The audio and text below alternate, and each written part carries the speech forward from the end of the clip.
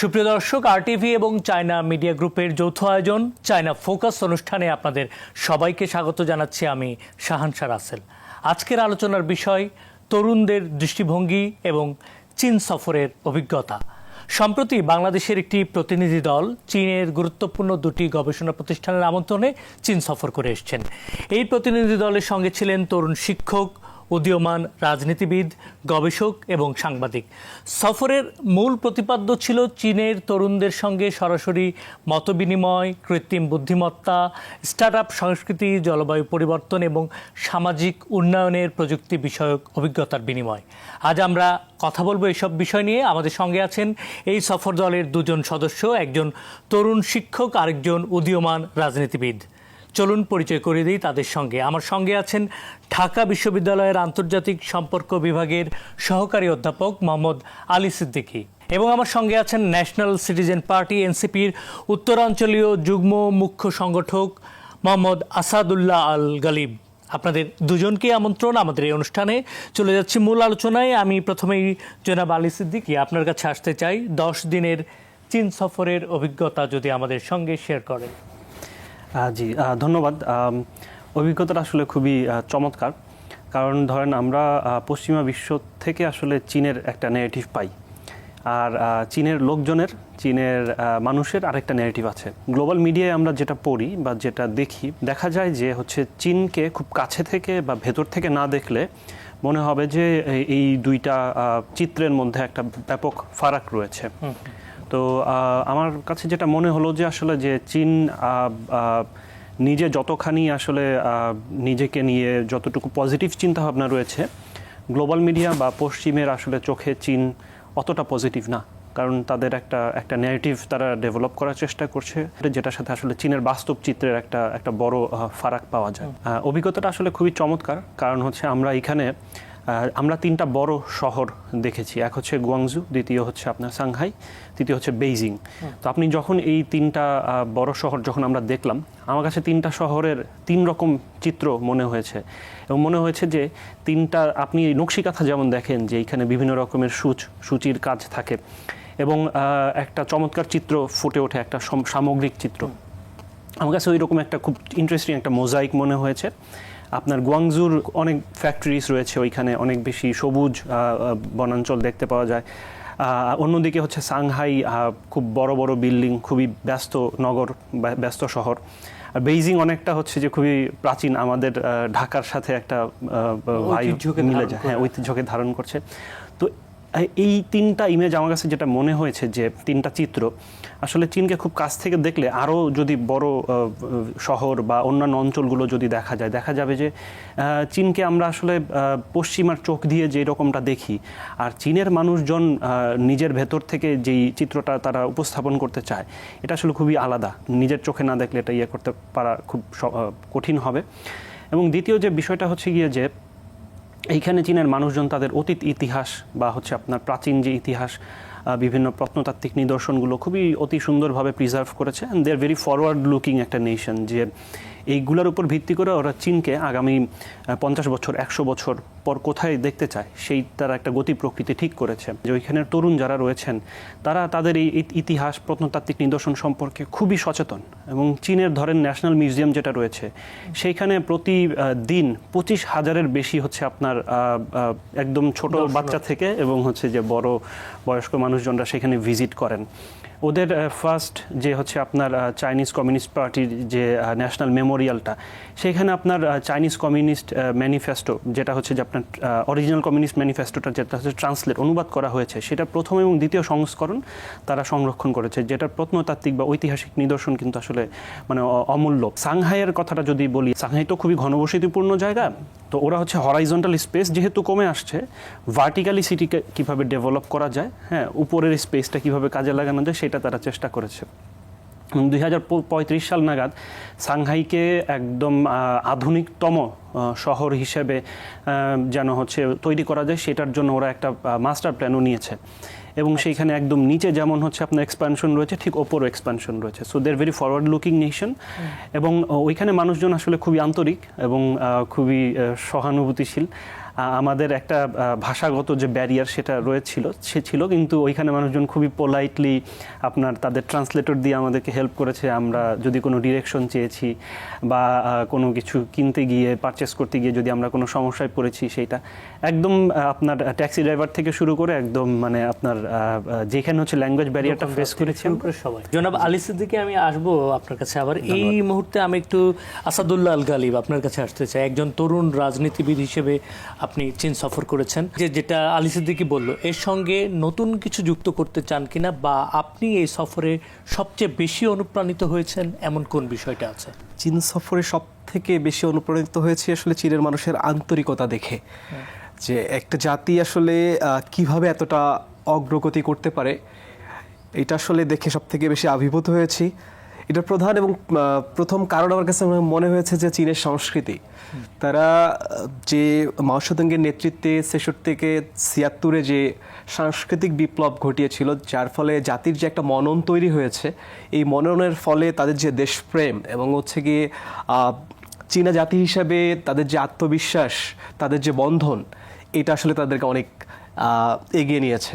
এর বাইরে তাদের যে আসলে লক্ষ্য, তারা দীর্ঘমেয়াদী পরিকল্পনা নিয়ে যেভাবে আগাচ্ছে। আমরা চীন সফরে ৩টা রাজ্যে গিয়েছিলাম। একটা হচ্ছে গিয়ে গুয়াংডং, এরপর হচ্ছে গিয়ে সাংহাই এবং হচ্ছে গিয়ে বেইজিং।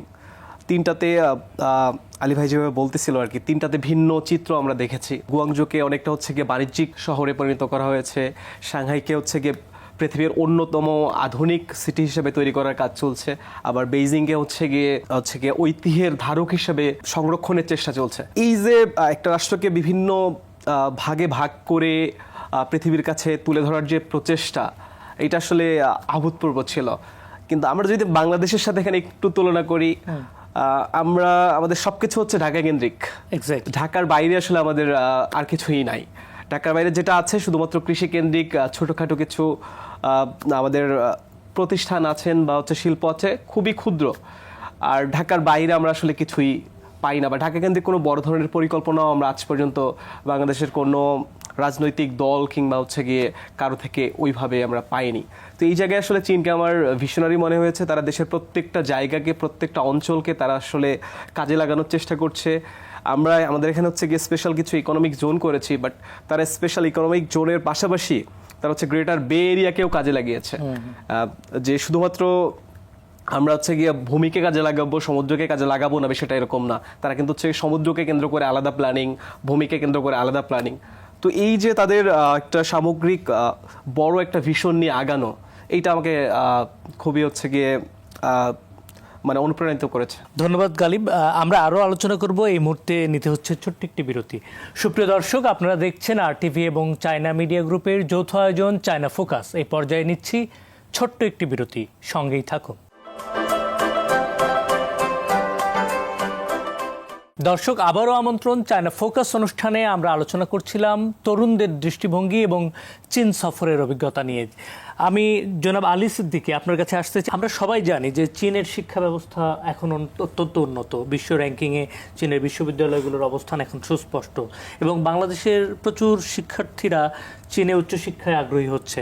তো আপনি একজন শিক্ষক, চীনের শিক্ষা ব্যবস্থার বা গবেষণার পদ্ধতির কোন বিষয়গুলো বাংলাদেশে প্রয়োগ করা যেতে পারে বলে মনে করছেন? চীনের ধরেন গবেষণার যে তারা খুবই পারসিস্টেন্ট এবং খুবই ফোকাসড এরিয়াতে, এবং ওদের সব হিস্ট্রিতে বা সব জায়গায় ওরা হচ্ছে যে এই একটা ডিকটাম খুব ফলো করে যে never forget why you started. যে মডার্ন চায়নার যখন স্টাবলিশ হলো, তখন তারা হচ্ছে চীনকে এক অনন্য উচ্চতায় নিয়ে যাওয়ার চেষ্টা করে আসছিল তখন থেকে, এবং তারা চেষ্টা করেছে যে লং টার্মে একটা জাতির উন্নয়নের মূল ইনভেস্টমেন্টের জায়গা হচ্ছে শিক্ষা। চীন সেটা দীর্ঘ সময় ধরে সেটা ফলো করছে। এবং আমাদের গুয়াংজুতে যে বিশ্ববিদ্যালয়টা আমরা দেখেছি, ওই বিশ্ববিদ্যালয়টা খুবই একটি স্পেশালাইজড ইউনিভার্সিটি। ওইটা শুধু ফরেন স্টাডিজ যারা করতে চান, ওই রকম স্পেশাল লোকজনদেরকে মানে এডুকেশনের জন্য তারা সেটা রেডি করেছেন। কিন্তু আমরা দেখেন, আমরা একটা ইউনিভার্সিটিতে প্রায় সব সাবজেক্টই পড়াই, হ্যাঁ, মানে আপনার সায়েন্স, বিজনেস স্টাডিজ, এভরিথিং।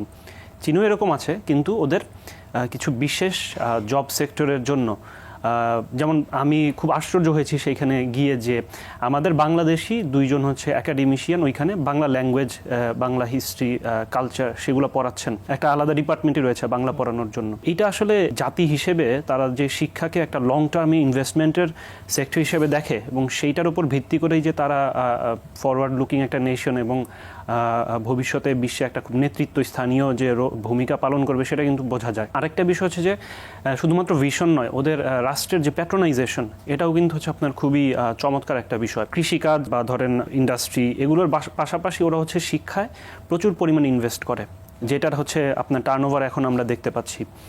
এবং এরকম জ্ঞান বিজ্ঞান বা হচ্ছে আপনার শিক্ষার যে বিভিন্ন খাতগুলো রয়েছে সেখানে আপনার কোয়ালিটি রিসার্চার তারা প্রডিউস করছে।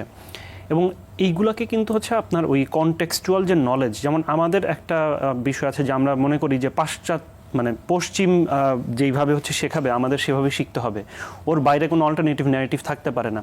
কিন্তু ওরা হচ্ছে ধরেন ওদের জ্ঞান বিজ্ঞানের জন্য প্রথম যেই জায়গাটায় ওরা হচ্ছে খুবই কনসেন্ট্রেট করেছে সেটা হচ্ছে যে ভাষা। ওরা হচ্ছে নিজেদের ভাষায় আপনার বিশ্বটাকে বোঝার চেষ্টা করে, যেটা ওদের শিক্ষার্থীদের জন্য, শিক্ষকদের জন্য খুব সহজ ভাবে হচ্ছে আপনার বিশ্বের একটা প্রতিচিত্র তাদের মননে বা মানুষে তুলে ধরে। কিন্তু আমাদের দেশে দেখেন যে আমরা মানে বিভিন্ন মিডিয়াম, বিভিন্ন ল্যাঙ্গুয়েজে আমরা পড়াশোনার চেষ্টা করি, যার কারণে যেটা হয়েছে যে আমাদের আসলে ওই যে ভিশনটা খুব মিসিং। দ্বিতীয়ত হচ্ছে যে আপনার শিক্ষাক্ষেত্রে বাজেটের যদি আপনি কম্প্যারিজন করেন, তুলনা করেন চীনের সাথে বাংলাদেশের, তাহলে ওই জিনিসটা মনে হয় আরও একটু আমাদের সামনে পরিষ্কার হয়।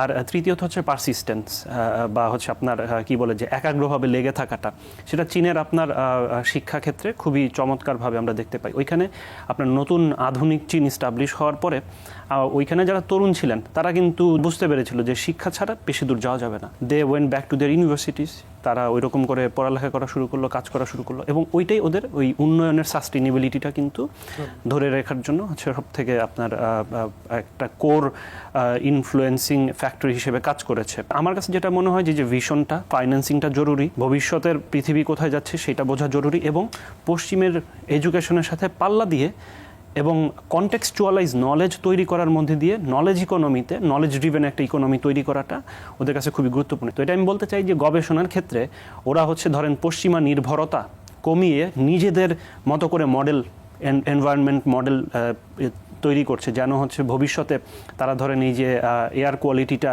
একটা উদাহরণ হিসেবে বললাম যে কীভাবে আরও ইমপ্রুভ করা যায় চীনের ক্ষেত্রে, বা ক্লাইমেট চেঞ্জকে আরও কীভাবে হচ্ছে আপনার ট্যাকেল দেওয়া যায়, বায়োডাইভার্সিটি লস কীভাবে হচ্ছে আপনার করা যায়, সেটা তারা মানে ওই পারসিস্টেন্স এবং ভিশন এবং হচ্ছে আপনার ফাইন্যান্সিংটা আছে। ওই আর্ট ল্যাবটা হচ্ছে শুধুমাত্র ওরা স্টেটের প্যাট্রোনাইজেশন না, ওইখানে হচ্ছে আপনার ইউনিভার্সিটি রয়েছে, বিভিন্ন রিসার্চ প্রতিষ্ঠান রয়েছে, একটা সামগ্রিক একটা প্রয়াস। তার মানে ওটার মধ্যে খুবই একটা কি বলে যে একটা কালেকটিভ এফোর্ট কিন্তু আমরা দেখতে পাই। হ্যাঁ, শুধু গবেষক না, সাধারণ মানুষজনেরও পার্টিসিপেশন থাকে। ওইখানে বিভিন্ন গ্রুপের বিভিন্ন শ্রেণীর মানুষরা এটা ভিজিট করেন, সেইখান থেকে জানেন।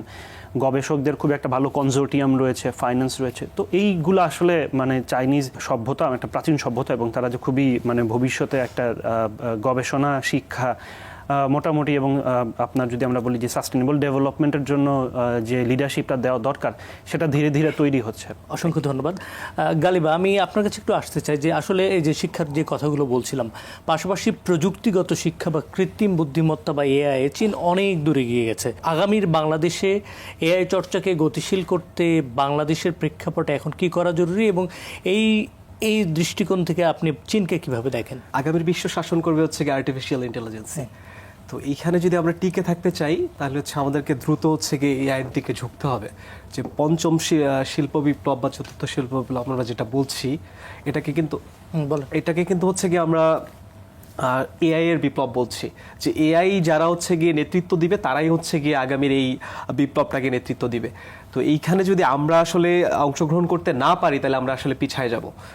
তো আমরা যদি পিছায় যেতে না চাই তাহলে আসলে আমাদের এখানে ঢুকতে হবে। তো চীন সফর থেকে আমি যেটা দেখেছি যে ভাই বলতেছিল যে আর্থ ল্যাবের কথা, এটা আসলে ইনস্টিটিউট অফ অ্যাটমসফেরিক ফিজিক্স, যেটা হচ্ছে academy of sciences, China academy of সায়েন্সেসের একটা হচ্ছে ইনস্টিটিউট। তো চায়না একাডেমি অফ সায়েন্সেসের এরকম অসংখ্য ইনস্টিটিউট আছে, এবং তারা যেমন আমরা আর্থ ল্যাবে গেছি, যখন আর্থ ল্যাবে গিয়ে আমরা কিন্তু ওখানে যে মডেলটা দেখছি এটা কিন্তু হচ্ছে গিয়ে এআই এর একটা মডেল, এবং তারা এখন যে গাড়িগুলো প্রডিউস করতেছে সেটাও কিন্তু হচ্ছে গিয়ে হোয়াইয়ের এআই এর একটা মডেল দিয়ে হচ্ছে গিয়ে হোয়াই হচ্ছে গিয়ে মেনলি হচ্ছে ইঞ্জিনটা ডিজাইন করছে, আর হচ্ছে গিয়ে বিআইএসসি হচ্ছে গিয়ে বডি ডিজাইন করতেছে। সেটাও কিন্তু হচ্ছে আর্টিফিশিয়াল ইন্টেলিজেন্সের হচ্ছে গিয়ে ফসল। তো এখন প্রত্যেকটা প্রযুক্তিতেই হচ্ছে গিয়ে আর্টিফিশিয়াল ইন্টেলিজেন্সকে হচ্ছে গিয়ে ইনভলভ করা হচ্ছে।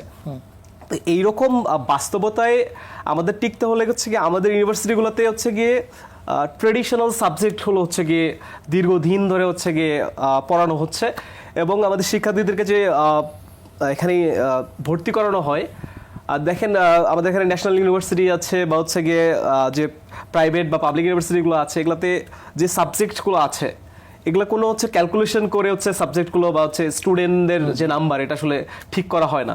আমার দেশে পলিটিক্যাল স্টাডিজ বা হচ্ছে গিয়ে সমাজবিজ্ঞান, তারপর ইসলামিক স্টাডিজ, এগুলো হচ্ছে গিয়ে লাখ লাখ স্টুডেন্ট প্রতি বছর হচ্ছে গিয়ে বাইর করা হচ্ছে।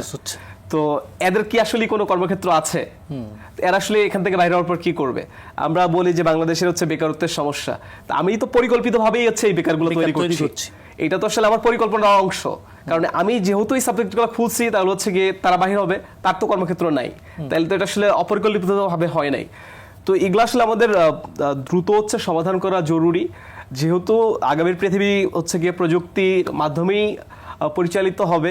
তো এখানে টিকে থাকতে গেলে হচ্ছে গিয়ে আমাদের আর্টিফিশিয়াল ইন্টেলিজেন্সের দিকে ঝুঁকতে হবে, এবং আমাদের ইউনিভার্সিটিগুলোতে যদিও সিএসসি, ট্রিপলি এবং হচ্ছে গিয়ে রোবোটিক্সের মতো কিছু সাবজেক্ট আছে, বাট এর বাইরেও আরও নতুন অনেক বিষয় ইনক্লুড করার সুযোগ আছে বলে আমি মনে করি। তো ইউনিভার্সিটিগুলোর এই শিল্প বিপ্লব মোকাবেলার জন্য আরও কিছু নতুন সাবজেক্ট যুক্ত করা জরুরি। পাশাপাশি আমাদের ডিজিটাল যে লিটারেসি, যদিও আমরা বলছি এখন আমরা ডিজিটাল বাংলাদেশ, বা আমাদেরকে ধোকার একটা হচ্ছে স্মার্ট বাংলাদেশ ভিশন 2041 কথা বলা হয়েছিল, যার কোনো আসলে রূপরেখা আমরা পাইনি এখন পর্যন্ত। জাস্ট আমাদেরকে বলা হয়েছে যে আমরা একটা স্মার্ট বাংলাদেশ পাবো, কিন্তু স্মার্ট বাংলাদেশ আসলে কিভাবে পাবো? স্মার্ট বাংলাদেশের নাগরিকের আসলে সুবিধাগুলো কি থাকবে, সে নাগরিক কোন সেবাগুলো পাবে, এগুলো কিন্তু আমাদের সামনে হচ্ছে দৃশ্যমান করা হয়নি। তো এখন যারা এক্সিস্টিং সরকার আছে কিংবা হচ্ছে আগামীতে যারা সরকার গঠন করবে, তাদের এই বিষয়গুলো নিয়ে ভাবার প্রয়োজন আছে বলে আমি মনে করছি, এবং জাতির সামনে তারা আসলে আগামীর বাংলাদেশকে কেমন ভাবে গড়ে তুলতে চায় সেটা আসলে তুলে ধরা উচিত, এবং এর মধ্য দিয়ে আমরা আসলে যে বিপ্লব পরবর্তী নতুন বাংলাদেশের স্বপ্ন দেখছি আমরা সেটা বাস্তবায়ন করব। ধন্যবাদ গালিব। আমরা আরও আলোচনা করব, এই মুহূর্তে নিতে হচ্ছে ছোট্ট একটি বিরতি। সুপ্রিয় দর্শক, আপনারা দেখছেন RTV এবং চায়না মিডিয়া গ্রুপের যৌথ আয়োজন চায়না ফোকাস। এই পর্যায়ে নিচ্ছি ছোট্ট একটি বিরতি, সঙ্গেই থাকুন। দর্শক, আবারও আমন্ত্রণ চায়না ফোকাস অনুষ্ঠানে। আমরা আলোচনা করছিলাম তরুণদের দৃষ্টিভঙ্গি এবং চীন সফরের অভিজ্ঞতা নিয়ে। আমি জনাব আলী সিদ্দিকী আপনার কাছে আসতে চাই। আমরা অনুষ্ঠানের একদমই শেষ পর্যায়ে, আপনি যেহেতু আন্তর্জাতিক সম্পর্ক নিয়ে শিক্ষকতা করেন, বাংলাদেশ এবং চীনের সম্পর্কের এখন যে বর্তমান অবস্থা, এই সম্পর্কের ভবিষ্যৎ কোথায়, এবং এই সম্পর্কটা আসলে যেহেতু চীন, আপনি যেটা বলছিলেন আলোচনা থেকে, যে উন্নয়নশীল দেশ হিসেবে কাজ করছে এবং খুব অল্প সময় চীনের যে সফলতার জায়গাটা সেটা অত্যন্ত ঈর্ষণীয়। তো বাংলাদেশকে আসলে চীনের সঙ্গে যদি কাজ করা যায় তাহলে এক ধরনের সফলতার একটা নতুন একটা গতিপথ তৈরি হবে। আপনি যদি এই বিষয়ে আর একটু। জি, ধন্যবাদ। বাংলাদেশের সাথে চীনের যে সম্পর্কটা, সেটা আসলে রাষ্ট্রীয় পর্যায়ে যে ডিপ্লোম্যাটিক রিলেশনস সেটা তো রয়েছেই, কিন্তু এই সম্পর্কটা আরও গভীর। এই সম্পর্কটা হচ্ছে চীনের মানুষের সাথে বাংলাদেশের মানুষের সম্পর্ক, যেটাকে আমরা হচ্ছে সোসাইটাল রিলেশনস বা সামাজিক সম্পর্ক বলতে পারি, এবং এটা খুবই ঐতিহ্যগত, খুবই ঐতিহাসিক সম্পর্ক। এবং আমরা যদি দেখি যে ভবিষ্যতে বাংলাদেশ এবং চীন যে চ্যালেঞ্জেসগুলো ফেস করবে সেগুলো মোটামুটি কমন, যেমন জলবায়ু পরিবর্তন, তারপর হচ্ছে আপনার এই যে চতুর্থ শিল্প বিপ্লব, তারপর হচ্ছে গিয়ে আপনার মানুষজনের জীবনযাত্রার মান উন্নয়ন করা। চীন এখনও বলে যে তাদের আসলে এটা অস্বীকার করে না তারা, যে কিছু কিছু অঞ্চল রয়েছে যেগুলো এখনও বেইজিং, সাংহাই বা গুয়াংজুর মতো অত বেশি উন্নত হয় নাই। তার মানে ডেভেলপমেন্ট ট্র্যাজেক্টরিতে এখনও হচ্ছে যে কিছু লোকজন রয়েছেন যাদের আসলে লাইফটা এলিভেটেড করা যায় নাই। আমাদের দেশে কিন্তু অলমোস্ট সেম, আমাদেরও মানুষজনের একটা বড় অংশ হচ্ছে আমরা দরিদ্র জনগোষ্ঠী হিসেবে দেখি, এবং তাদের জীবনযাত্রার মান উন্নয়ন বা কোয়ালিটি অফ লাইফ যেটা উন্নয়ন করাটা আমাদের জরুরি। বাংলাদেশে আসলে বর্তমান চীনের সাথে যে সম্পর্কটা রয়েছে সেটা কৌশলগত সম্পর্ক হিসেবে আমরা দেখি, কারণ এইখানে আপনার শুধুমাত্র কূটনৈতিক সম্পর্কের মধ্যে নাই, বরং বাংলাদেশের উন্নয়ন সহযোগী হিসেবে চীন একটা দীর্ঘ সময় ধরে বাংলাদেশের বিভিন্ন বড় বড় যে প্রজেক্টগুলো রয়েছে সেখানে সে কাজ করছে এবং ভবিষ্যতে কাজ করবে বলে তার একটা সে আশা সে প্রকাশ করেছে। এবং এই প্রজেক্টগুলোতে কাজ করার পাশাপাশি চীন এবং বাংলাদেশের সাথে যে সম্পর্কটা রয়েছে সেটা আরও কীভাবে জোরদার মজবুত করা যায় সেই চেষ্টা চলছে এবং সেই চেষ্টা চলমান। আমরা 50 বছর আমাদের যে কূটনৈতিক সম্পর্ক সেটা আমরা উদযাপন করছি। কিন্তু গভীর থেকে দেখলে আসলে আমরা যদি দেখি যে আসলে এই দুটো রাষ্ট্র আসলে পারস্পরিক মর্যাদাপূর্ণ উইন উইন সিচুয়েশন এবং হচ্ছে যে দুই পক্ষই যেন লাভবান হয় এরকম একটা আপনার কোঅপারেশন ট্র্যাজেক্টরির মধ্যে দিয়ে যাচ্ছে। তো ভবিষ্যতে ওই জায়গাগুলো আরও অনেক ইমপ্রুভ করতে হবে। আমাদের আরও বেশি হচ্ছে পাবলিক ডিপ্লোমেসিতে কাজ করার সুযোগ রয়েছে। চীন সম্পর্কে আমাদের মানুষজন এখনও অনেক কম জানে। সেই জানাটা, সেই পড়াটা, সেই জ্ঞানটা আরও বেশি বাড়াতে হবে। ঠিক একইভাবে বাংলাদেশ সম্পর্কেও চীনের মানুষজন যে জানাশোনাটা সেটাও আরও বাড়াতে হবে। তাহলে আমরা বলতে পারবো যে আসলে সাংস্কৃতিকগত যে পার্থক্যটা রয়েছে বা পিপল টু পিপল যে রিলেশনসটা রয়েছে সেটা আরও বেশি ইমপ্রুভ করবে। জি, ধন্যবাদ আপনাকে। জনাব গালিব, আমি আপনার কাছে আসতে চাই যে চীন সফরের সময় ভাষাগত একটা জটিলতার মধ্যে আপনারা পড়েছেন, এই সমস্যাটাকে আপনারা কিভাবে ওভারকাম করেছেন? চীন সফরের সময় ভাষাগত সমস্যায় আমরা আসলে খুব একটা পড়িনি, কারণ চীনের মানুষ ওই শুরুতেই বলছিলাম যে অনেক বেশি আন্তরিক। যদিও আমরা ইংরেজিতে যতটা আগায় আছে, চীন সামগ্রিকভাবে ততটা আগায় নাই, বা হচ্ছে তাদের ইংরেজিতে একটু সমস্যা আছে। কিন্তু আমরা যখন তাদের সাথে কথা বলার চেষ্টা করেছি, তারা খুবই আন্তরিকতার সহিত হচ্ছে গিয়ে আমাদেরকে গ্রহণ করেছে। এবং তাদের যতই প্রবলেম হোক না কেন, আমরা যেই প্রবলেমে পড়েছি সেটা সমাধান দেওয়ার আগ পর্যন্ত তারা তাদের জায়গা থেকে সর্বোচ্চ চেষ্টা করেছে আমাদেরকে সাপোর্ট করার বা আমাদেরকে বোঝার। তো এই জায়গায় আসলে ভাষা কোনো একটা বড় ধরনের ব্যারিয়ার হিসেবে কাজ করে না, দাঁড়ায়নি। আপনি একজন তরুণ রাজনীতিবিদ এবং রাজনীতির পড়ালেখা শেষ করে রাজনীতিতে এবং দেশের কল্যাণে অবদান রাখার জন্য আপনারা কাজ করছেন। চীনে বহু বড় বড় রাজনীতিবিদ আছে, মাও সেতুং থেকে শুরু করে বর্তমান প্রেসিডেন্ট শি জিনপিং, তারাও একদম তরুণ বয়স থেকে রাজনীতি শুরু করেছেন। তো তারা চীনকে একটা দৃষ্টান্তমূলক মডেল হিসেবে দাঁড় করিয়েছেন। আপনি আপনার নেতৃত্বে এবং রাজনীতিতে এইগুলো থেকে কিভাবে শিক্ষা নিয়ে বাংলাদেশকে একটা সুন্দর বাংলাদেশ হিসেবে জাতির সামনে উপস্থাপন করবেন বলে ভাবছেন? চীনের যে উত্থান এবং বর্তমান অবস্থান, এই জায়গায় বাংলাদেশের বা আমাদের অনেক কিছু শেখার আছে এবং হচ্ছে এখান থেকে অনেক কিছু নেওয়ার আছে। পুরোপুরি আসলে কপি করার সুযোগ নাই। বাংলাদেশে যেটা হয়, যে কোনো কিছু আসলে আমরা নিয়ে আসি, কপি করে এখানে পেস্ট করার চেষ্টা করি। কিন্তু চীনের সংস্কৃতি এবং আমার সংস্কৃতি তো এক না, দুটো পুরোপুরি ডিফারেন্ট। তাদের থেকে আমাদের শেখার আছে, কিন্তু ওটাকে এখানে নিয়ে এসে আমাদের মতো করে হচ্ছে আসলে অ্যাডাপ্ট করে নিতে হবে। তো এই জায়গায় অনেক কিছু শেখার আছে। আপনি যেটা শুরুতেই বলছিলেন যে মাও সেতুং বা বর্তমান শি জিনপিং বা হচ্ছে গিয়া জেমিনি, তারা সবাই হচ্ছে গিয়ে খুবই তরুণ বয়সে আসলে রাজনীতিতে আসে এবং তারা আজকের এই জায়গায় চীনকে নিয়ে আসছে। তো আমি যদি চীনের একদম উত্থান থেকে শুরু করি, শুরুতে হচ্ছে চীন যে রাজতন্ত্র ছিল সেটার পতন, সেখানে হচ্ছে কেএমটির উত্থান, জাতীয়তাবাদী চীনের যে গ্রুপ 1912 সালে, তাদের উত্থানের পরবর্তী সময়ে চীনা কমিউনিস্ট পার্টির সাথে তাদের গৃহযুদ্ধ, দ্বিতীয় বিশ্বযুদ্ধে আবার এই জাতীয়তাবাদী এবং হচ্ছে সিপিসি দুইটা মিলে হচ্ছে একযোগে দেশের স্বার্থে তারা গৃহযুদ্ধ চলাকালীন কিন্তু তারা হচ্ছে একসাথে হয়ে গেছিল, শুধুমাত্র চীন দেশের তাদের দেশপ্রেমের জায়গা থেকে তারা জাপানের সাথে হচ্ছে দ্বিতীয় বিশ্বযুদ্ধে হচ্ছে যুদ্ধ করে। পরবর্তীতে তারা আবার হচ্ছে গিয়ে গৃহযুদ্ধে লিপ্ত হয়। দেন হচ্ছে গিয়ে চীনা কমিউনিস্ট পার্টি হচ্ছে 1949 সালের দিকে হচ্ছে গিয়ে তারা বিজয় অর্জন করে। এরপরে হচ্ছে মাও সেতুংয়ের নেতৃত্বে হচ্ছে গিয়ে চীনের রূপান্তর শুরু হয়। তো আমরা 1949 সালে যে চীনের কমিউনিস্ট পার্টির বিজয়, সেটার সাথে বর্তমান বাংলাদেশকে এখন রিলেট করতে পারি আমরা হচ্ছে 24-এ যে আমাদের বিজয়, এটাকে। তো এটার সাথে যদি আমরা একটু রিলেট করি, তাহলে বিষয়টা এরকম দাঁড়ায় যে 49-এ যখন মাও সেতুং তার কমিউনিস্ট পার্টি বিজয় অর্জন করে, তখন কিন্তু হচ্ছে গিয়ে তারা শুরুতে শিল্প বিপ্লবের দিকে ধাবিত হওয়ার চেষ্টা করে এবং সেখানে কিন্তু আমরা হচ্ছে একটা ব্যর্থতা দেখি যে চীনা কমিউনিস্ট পার্টির 1958 থেকে 62 সালে কিন্তু চীনে হচ্ছে দুর্ভিক্ষ দেখা দেয় এবং হচ্ছে গিয়ে প্রায় 2 লাখের অধিক মানুষ সেখানে হচ্ছে গিয়ে মৃত্যুবরণ করে। বিপ্লবের পরে আসলে অনেক চ্যালেঞ্জ থাকে, আমরা অনেক স্বপ্ন নিয়ে অনেক কিছু করার চেষ্টা করি বা খুব দ্রুত আগানোর চেষ্টা করি, যেটা হচ্ছে গিয়া চীনা কমিউনিস্ট পার্টি ওই সময় করে এবং সেখানে তারা ব্যর্থ হয়ে যায়। তো পরবর্তী সময়ে তারা কিন্তু আবার কাম ব্যাক করে, সেটা হচ্ছে মাও সেতুংয়ের নেতৃত্বেই হচ্ছে গিয়ে 1963 থেকে 76 সাল পর্যন্ত তারা যেটা করে সেটা হচ্ছে একটা সাংস্কৃতিক বিপ্লবের মধ্য দিয়ে যায়, এবং সাংস্কৃতিক বিপ্লবের মধ্য দিয়ে তারা আসলে একটা হচ্ছে গিয়ে জাতির মনন তৈরি করে, একটা সংস্কৃতি তৈরি করে, যার মধ্য দিয়ে তাদের ওখানকার পলিটিক্যাল স্ট্যাবিলিটি চলে আসে। 49-এ তারা বিজয় অর্জন করলেও কিন্তু সেখানে পলিটিক্যাল স্ট্যাবিলিটি পুরোপুরি আসেনি। তো যখন তারা একটা সাংস্কৃতিক বিপ্লবের মধ্য দিয়ে যায় তখন কিন্তু সেখানে পলিটিক্যাল স্ট্যাবিলিটি চলে আসে। বাংলাদেশের কিন্তু মেইন সমস্যাটা হয়ে গেছে পলিটিক্যাল স্ট্যাবিলিটি। আমাদের এখানে পলিটিক্যাল স্ট্যাবিলিটি কখনোই আসতেছে না। আমাদের এখানে পাওয়ার ট্রানজিশন নিয়ে সব সময় সমস্যা হচ্ছে। আমরা কিন্তু এই স্বাধীনতার পর থেকে স্টিল নাও একটা জিনিসই এখন পর্যন্ত দাঁড় করাইতে পারিনি, সেটা হচ্ছে গিয়া পাওয়ার ট্রানজিশন। আমাদের সব সময় সমস্যা হচ্ছে গিয়ে পাওয়ার ট্রানজিশন নিয়ে। তো আমরা যদি আগে একটা সাংস্কৃতিক বিপ্লব ঘটাইতে পারি, যে একটা জাতির আসলে মনন তৈরি করতে পারি, এটার মধ্য দিয়ে যদি আমরা পলিটিক্যাল স্ট্যাবিলিটি নিয়ে আসতে পারি, তাহলে আমরা চীনের সাথে যদি একটু মিলাই, পলিটিক্যাল স্ট্যাবিলিটি বা সাংস্কৃতিক বিপ্লবের পরেই কিন্তু তারা হচ্ছে গিয়ে অর্থনৈতিক সংস্কারের দিকে গিয়েছে। অর্থনৈতিক সংস্কারের পরে তারা হচ্ছে গিয়ে বিশ্বায়নের দিকে যায় এবং সেখানে হচ্ছে প্রযুক্তির যে বিকাশ সেই দিকে তারা হচ্ছে গিয়ে পদার্পণ করে। এর পরে প্রযুক্তির বিকাশের পরে কিন্তু হচ্ছে গিয়ে তারা সাস্টেনেবল ডেভেলপমেন্টের দিকে যায়। তারপরে হচ্ছে গিয়ে সর্বশেষ 2013 পর থেকে তারা মূলত হচ্ছে বিশ্বায়নের দিকে যাচ্ছে, বিশ্ব নেতৃত্বের দিকে যাচ্ছে, এবং হচ্ছে গিয়ে তারা চীনা ড্রিম গোটা পৃথিবীকে দেখাচ্ছে।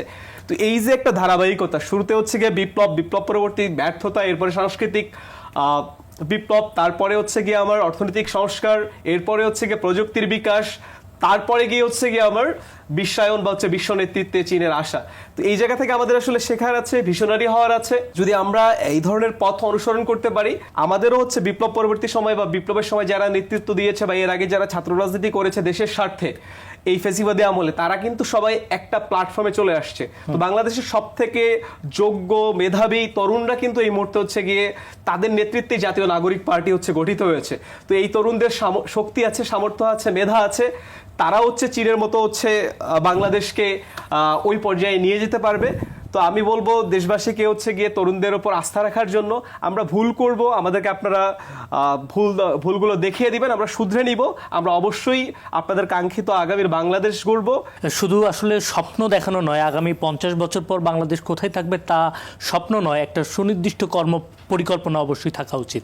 ধন্যবাদ গালিব আপনাকে, ধন্যবাদ আলী সিদ্দিকী, আপনারা ছিলেন আমাদের সঙ্গে। সুপ্রিয় দর্শক, আজকের আলোচনায় যেমনটি কথা হচ্ছিল পশ্চিমা গণমাধ্যমের প্রোপাগান্ডা এবং চীনের উন্নয়ন, চীনকে দেখে আসা তরুণদের চোখে তাদের চিন্তাভাবনা, এগুলো নিয়ে আবারও কথা হবে পরবর্তী অনুষ্ঠানে। সে পর্যন্ত সবাই ভালো থাকুন, সবাইকেই শুভকামনা, ধন্যবাদ।